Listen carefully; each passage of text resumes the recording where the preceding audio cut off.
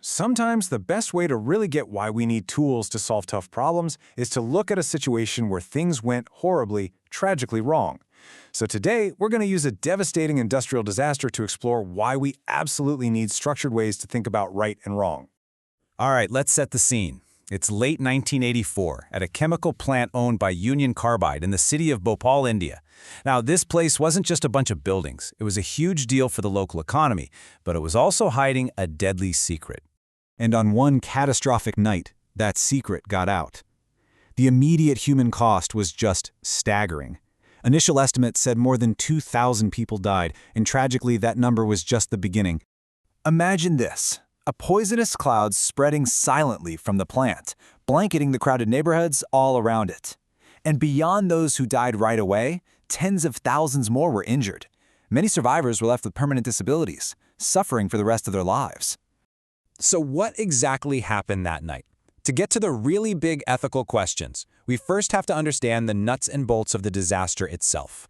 Okay, so the chemical at the center of all this was methyl isocyanate, or MIC for short. It's a seriously poisonous compound, and it was the key ingredient for the pesticides that we're making at the plant. The thing that kicked it all off was a single piece of equipment, a pressure relief valve on a huge storage tank filled with that MIC. For reasons we're about to get into, that valve popped open, and the deadly gas just started pouring out into the air.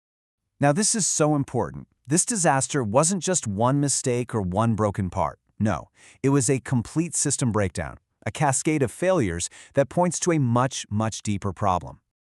When investigators started sifting through the wreckage, they found that the full story of what caused this? Well, it wasn't simple at all. There was no single smoking gun, no one button that was pushed.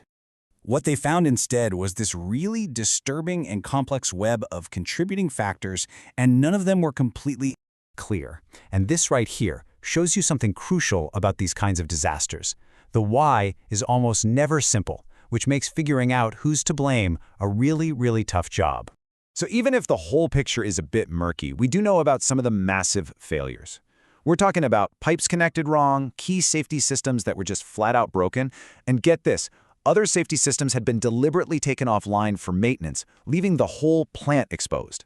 And all of this was happening literally right next door to where people lived their lives. It was the perfect storm. You had faulty equipment and you had deactivated safety systems. That meant when a problem started, there was absolutely nothing to stop it. Every single line of defense was already gone. So all these technical problems, they start to build into a much bigger, much thornier ethical question. You see, this isn't just a story about broken pipes. It's about the core dilemma of how we balance benefit against risk. And here's the fundamental conflict, right? On the one hand, this plant brought jobs and real economic benefits to the community. But on the other hand, it was a ticking time bomb, a catastrophic risk that ultimately exploded at an unbelievable cost in human lives and suffering. This forces us into an incredibly difficult question, one with no easy answer at all. How do you decide if the good something does, in this case creating jobs, is worth the potential for this kind of catastrophic harm? I mean, how do you even start to weigh those things against each other? The central problem is trying to put economic value on one side of the scale and public health and safety on the other. Is there some kind of magic formula for that? Is there even a right way to do the calculation? Well, answering a question like that takes a lot more than just a gut feeling, right? You can't just wing it. It requires a structured approach. It requires a set of tools designed for thinking through these exact kinds of impossible problems.